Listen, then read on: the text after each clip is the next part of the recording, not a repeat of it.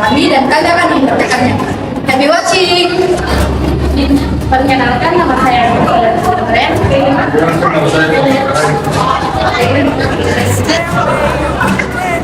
Perkenalkan, nama saya Kirisa Patelo.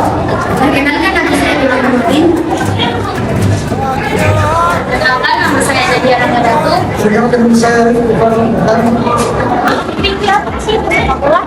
Jadi, sepak bola adalah merujuk pada permainan yang dilakukan oleh dua tim berbeda dengan komposisi pemain yang berada di lapangan sebanyak 3 orang.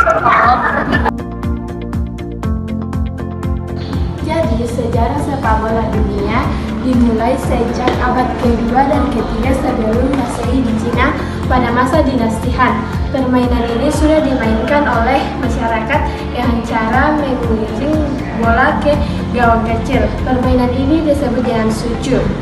Namun, permainan yang di kemudian hari disebut dengan sepak bola ini dulunya tidak dimainkan oleh masyarakat biasa, melainkan dimainkan oleh tentara Tionghoa untuk memperkuat mental dan fisik mereka. Di sisi lain, mereka juga bermain sebagai sarana hiburan jika ada ulang tahun kaisar.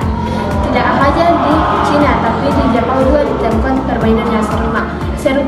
Jika di Cina disebut sebagai permainan sujud, maka di Jepang disebut sebagai kemari. Sama dengan di Cina, permainan ini dimainkan oleh masyarakat Jepang dengan cara menggiring bola ke gawang kecil menggunakan bola yang terbuat dari kulit pijak. Nah, tidak hanya di Cina dan di Jepang, permainan ini juga ditemukan di beberapa negara lain seperti Meksiko, Inggris, Romawi, dan Amerika. Sejarah sepak bola di Indonesia. Di Indonesia sendiri, permainan sepak bola di modern diketahui dibawa oleh Belanda pada zaman penjajahan. Organisasi sepak bola yang pertama kali berdiri di Indonesia adalah Netherlands Indies Football atau NIF. Pada masa itu, sepak bola di Pulau Jawa hanya dimainkan oleh orang-orang Belanda dan masyarakat terpelajar yang memiliki akses. Artinya, sepak bola modern belum menjadi olahraga yang merakyat. Kemudian, seiring berkembangnya sepak bola di dunia, olahraga itu juga kian berkembang di Indonesia. Tercatat pada tahun 1915, dimulai bermunculan klub-klub sepak bola yang digawangi oleh warga Tionghoa di Indonesia. Lalu pada tahun 1920, klub seperti UMS Jakarta dan Surabaya berhasil menjadi klub terhebat dalam persepakbolaan Hindia Belanda.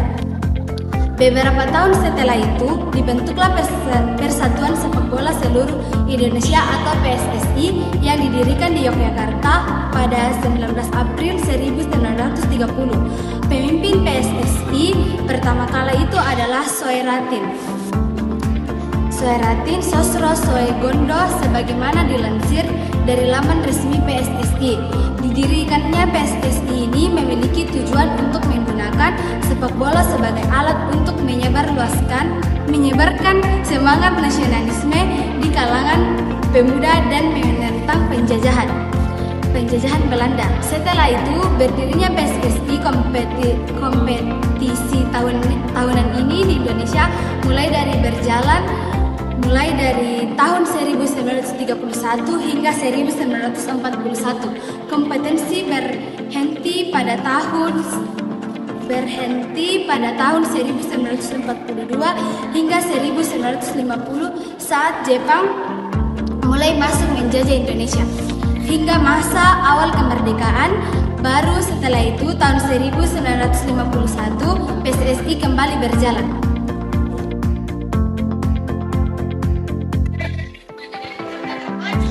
Jadi tujuannya ada 4. Yang pertama, mencetak gol ke gawang lawan. Yang kedua, menumbuhkan rasa solidaritas. Yang ketiga, meraih prestasi dan kemenangan. Dan yang terakhir, membangun karakter dan ketahanan mental.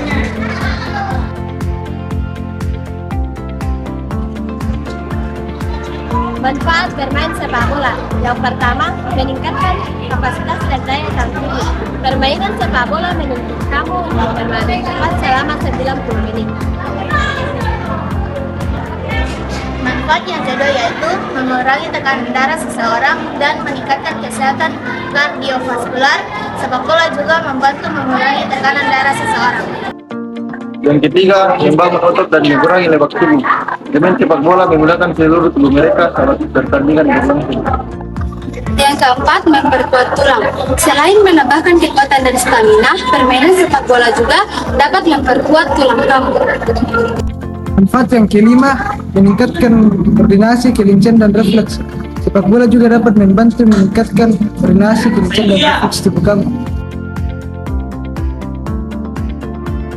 Peraturan dalam bermain sepak bola ada 4. Yang pertama, peraturan tentang gol yang sah. Setiap tendangan yang mengarah ke gawang lawan akan diakhiri dengan melewati garis agar menjadi gol yang sah. Yang kedua, peraturan tentang waktu permainan. Selama pertandingan akan dibagi menjadi 2 bagian, 45 menit pertama, kemudian mengambil waktu selama 15 menit, kemudian dilanjutkan dengan permainan kedua selama 45 menit. Yang ketiga, peraturan tentang jumlah pemain. Jumlah pemain dalam setiap tim ada 11 orang, 10 pemain lapangan dan 1 penjaga gawang. Yang terakhir, peraturan wasit dan pemberian kartu. Setiap pertandingan akan menyertakan 1 wasit dan 2 asisten wasit atau hakim garis yang tugasnya adalah membuat keputusan apapun yang mungkin seperti pelanggaran, tendangan bebas, lemparan ke dalam, penalti, dan pemberian waktu di babak terakhir.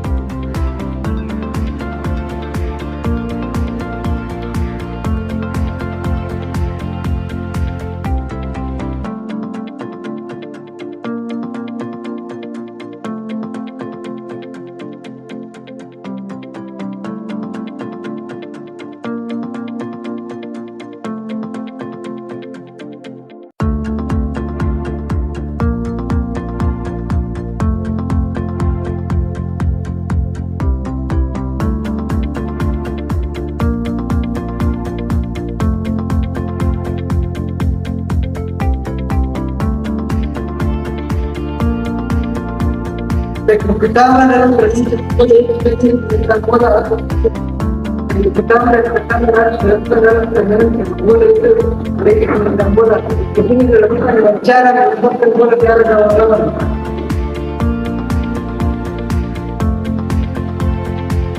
Yang kedua, teknik menggiring bola atau dribbling. Teknik ini dilakukan dengan cara membawa bola melewati lawan dan menerobos pertahanannya.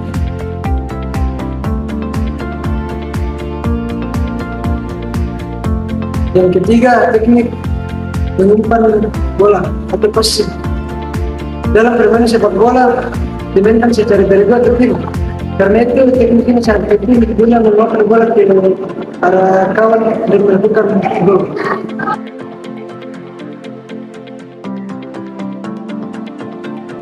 Dan keempat, teknik menyindir atau dingin. Selain menggunakan kebaran kaki, kita juga dapat menggunakan kemainan kepala dan dinamakan itu. Tujuan ini adalah melakukan umpan serta mencetak gol.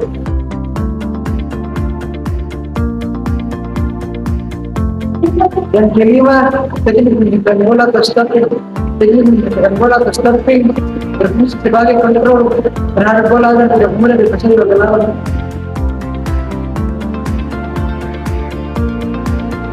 Dalam apabila bola keluar garis lapangan, maka salah satu pemain akan ditunjuk untuk melempar bola menggunakan tangan. Untuk teknik ini, pemain hanya menggunakan kedua tangan melempar bola ke dalam lapangan.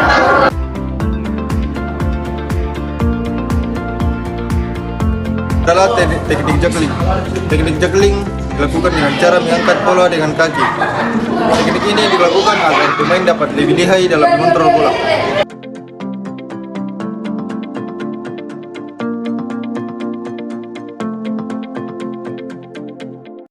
Adalah teknik memotong umpan atau intercepting. Teknik dasar sepak bola Berikutnya adalah teknik memotong umpan atau intercepting. Teknik ini terbilang penting lantaran dapat berguna dalam menghentikan serangan lawan.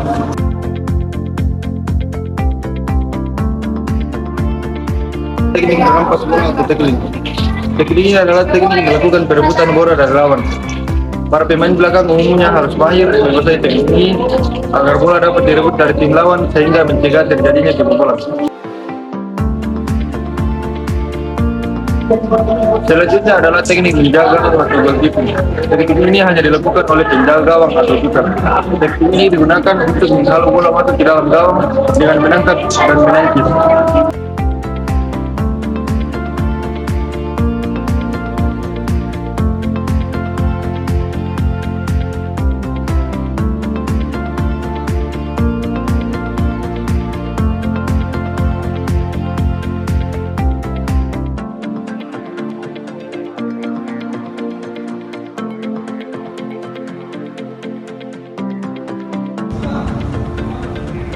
Cara bermainnya ada 10. Yang pertama, pahami tujuan permainan. Yang kedua, ketahui posisi pemain sepak bola. Yang ketiga, ketahui bahwa kick off atau tendangan pertama memulai setiap babak permainan. Yang keempat, pelajari waktu dan cara melakukan lemparan ke dalam. Yang kelima, kenali perbedaan antara tendangan sudut dan tendangan gawang. Yang keenam, ketahui kapan seorang pemain terkena offside. Yang ketujuh, identifikasi perbedaan antara bebas langsung dan tidak langsung. Yang kedelapan, ketahui seorang pemain diberikan tendangan penalti jika terjadi pelanggaran tendangan bebas langsung di dalam kotak penalti. Yang kesembilan, ketahui seorang pemain harus berhati-hati jika sudah terkena kartu kuning. Yang ke-10, pahami penyebab kartu merah.